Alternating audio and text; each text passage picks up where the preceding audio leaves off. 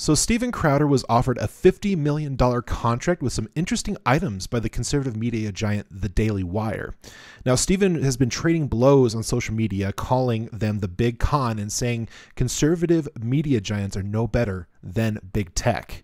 Now, what are your thoughts on Crowder and The Daily Wire's offer? Do either of their views on the contract items have merit? Hello everyone, Jay Rhymes here with The Periodic Review. I want to earn your subscription, so if I do that today, please consider liking and sharing this video, crush that red subscribe button, and hit that bell to turn notifications so you don't miss a content release. Now, if you've been watching the channel for a while, I don't have any dog in this fight. I think Steven Crowder is a very wonderful creator. He's prolific, he's hilarious, he's controversial. He has everything that you would want in a creator, and it's actually really interesting to watch this. I don't know if this is completely theater or if he's 100% serious about this, but it's seemingly, as we go on and watch these different videos, it seems like he's pretty serious about it. Now, Crowder has claimed with some of the lines within the contract, like media outlets such as The Daily Wire, and calls them oppressive and slave contracts, which is kind of some interesting terminology. Now, I don't know if this is Steven looking for a conspiracy where there isn't one, or if his ego has gotten so large that it has gotten the best of him. Now, I would like to know your thoughts about the lines within the contract he is speaking of, and you can always check the links in the description down below. Now, personally, I think the content creators should be the owners of their content. And I think that is a lot like musicians giving the rights away for their music, which I agree with Crowder on this point. I really think the content creators should still retain ownership. Now, I think it's really interesting that this particular contract says, hey, you need to give us ownership for the time being, and then once you are no longer under contract with us, then we will give those rights back to you. I think just like with the wonderful opportunity that Joe Rogan had with Spotify, like he gets to retain all of the rights to his content. He has content rights on those. All he does is he leases those content to Spotify so that they can have on their platform and they share revenue. So I think that's something that would be in the creator's best interest. Another line was, I'm just paraphrasing, as you can tell. I don't know all the legal jargon, so I'm just paraphrasing.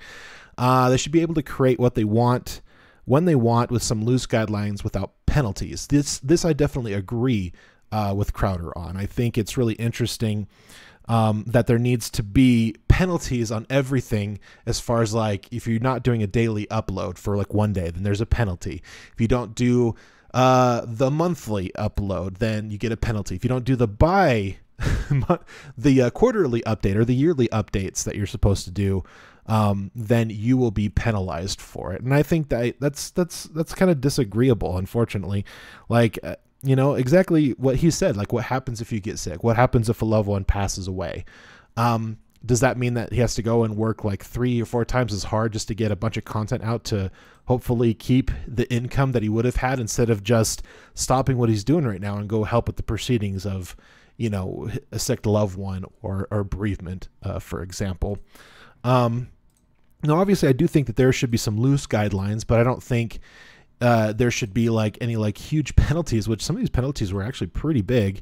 Kind of small in comparison to the $50 million contract, but yeah, I mean, it seems like there's a lot of principles here that mean a lot to him, which I find very, very interesting. Demonetization with demonetization with penalties on big platforms will be impossible to prevent when these companies are levied against conservatism. I agree with Crowder, like, especially when a lot of these big tech companies are continually attacking conservative individuals and people who believe in conservatism, especially those who are very pro-Republican, very outspoken about Republicanism. I believe this is true. I think, unfortunately, you're going to start saying things that people are going to disagree with, especially when it comes to the radical leftists. I really do believe that, these different content creators will be deplatformed. They will be focused. They will be mass flagging and mass reporting these different episodes that they disagree with. Even if you have the numbers in hand, even though if you have links to the numbers in your video. I think people are going to continue to do that.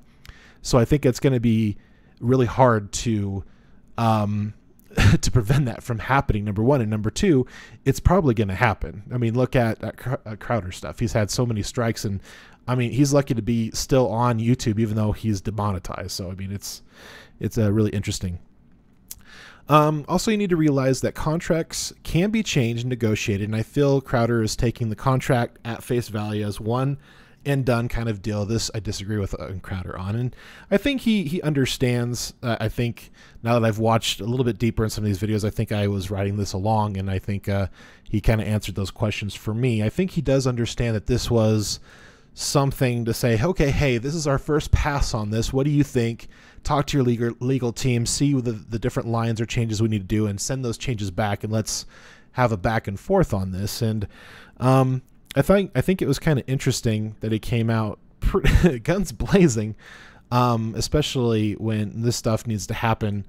I think one-on-one, and obviously with the other people and in person. I mean, in my opinion, I think a couple of phone calls are good, and I think once you start to negotiate a little bit deeper, I think it's definitely good to have a face-to-face. I think if that happens in our future, I think that will be something we'd happen. We'd probably have a couple of phone calls, you know, kind of some light touches as far as like the communication is concerned, switch to a few Zoom calls, mainly obviously with myself and my wife, and then I would probably do a couple of in-person discussions to kind of figure out where things are going to lie.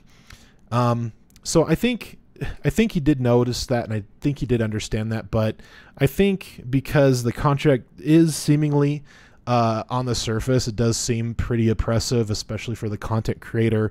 There's a lot of things that they can't control. Very, very, very unfortunate. And it does seem like it is kind of in the favor of these radical leftists and radical liberals, and to basically take people down very, very easily because of these different things that are in the contract. Now, obviously, you can negotiate those and kind of get a lot of these things removed, but it doesn't seem like there was much talk there. So I don't know. I'm kind of in between on that point right there.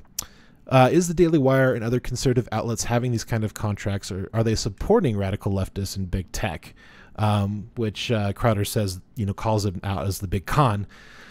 I don't know.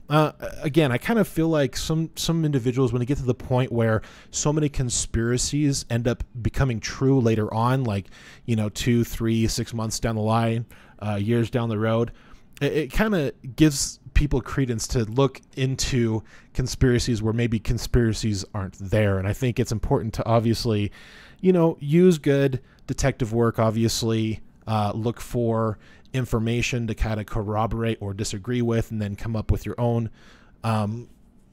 understanding of what's going on in this situation.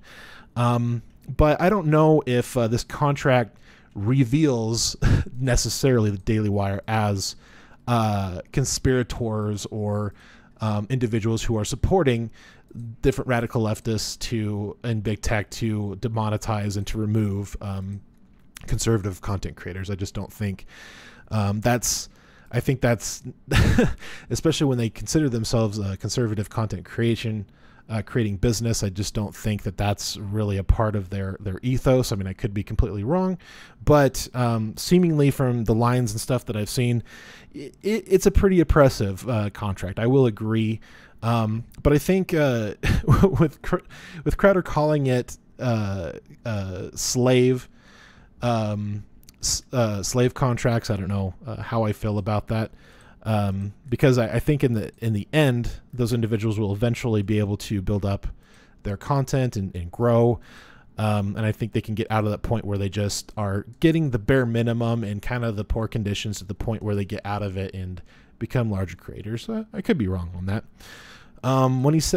When saying that this individual from the co-CEO from the Daily Wire, Jeremy Boring, he called the individuals that are going to be working under them and just starting out as wage slaves, and I thought that was kind of an interesting term that he said. And I think the reason that it's an interesting term is because when you look at Wikipedia, I mean, you obviously take this with a grain of salt, because Wikipedia has had some interesting things when it comes to the past as far as like definitions, like the changing of the word recession and things like that. But, you know, I digress.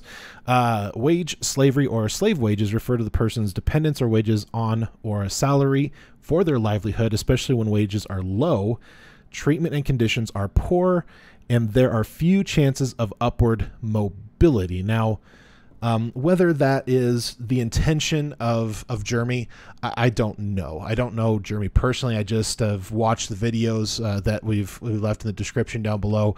And it's seemingly he is a business person. He is somebody that wants to focus and make sure that the contracts are obviously in their favor. And now, obviously, this is important where these contracts that are kind of initiatory. I don't remember the language as far as the top of the contract, but as you can see in the video, it is not a binding contract. I think that language was in there. It wasn't a binding contract, so this was just kind of an initiatory idea. Hey, these are our thoughts. You know, get with your legal team and shoot us back some changes and let us know what you think. Apparently, there was 2 or 3 calls, I think, between this individual and other individuals on the Daily Wire, and unfortunately, they didn't come to an agreement. So Crowder, later in his first video, he says that he would gladly create a new network so content creators aren't locked into these kinds of contracts. My question was, do you believe this is a good idea? I'd love to hear your comments in the section down below. I think it's a great idea. I think if he has the ability to create contracts to the point where they are more free, they are less oppressive, they have more wiggle room as far as like the starting salary and more wiggle room on like royalties and monetizations and cost per thousand or whatever the CCM or CMC or whatever the thing is. I can't think of it right off the top of my head. Dang it. I really wish I did. That can always be negotiated, and especially when you're doing contract work. I think of it just like when you sign a working agreement with a new company and they offer you a certain salary and stuff like that. That, like, most people don't understand that stuff is negotiable. Like, you can say, hey, I agree with this line here, but I would like to change this line here, and this is how I would like to change it. That's something I didn't learn till later in life. And what's really interesting is some people want to play ball and they'll offer you a salary, and you'll rebuttal with a different salary, and you'll go back and forth until you find something that you're comfortable with, or you may disagree and you guys will leave, and no contracts were signed, and you'll go on your merry way. So there's a lot of important things to think about that. And I think if a big contract did come my way, I would probably hire a content lawyer, so that we could make sure that we got everything that we would want, and hopefully we would come to terms. I think it's a great idea that he would make a new network. And honestly, I sent an email and I said I am interested. Whether I get a reply or not, whether they look at our content or our YouTube page and go, these guys are kind of small. I mean, I don't know. Anything can happen. I think that this world is really incredible, and anything can happen. And the worst thing they can say is no. So I figure I would throw my hat into the ring and see what happens. Don't forget to let me know your thoughts in the comment section. Send us your topic ideas via email at theperiodicreview@gmail.com. All of our sources and links are in the video's description down below. And from my family to yours, good night. Today's video is sponsored by viewers like you, so thank you. If we earned your subscription today, don't forget to hit that red subscribe button, click that damn bell, and turn on your notifications so you don't miss a content release. The best way to support the channel is to like this video, share it with family and friends, and don't forget to leave a comment down below.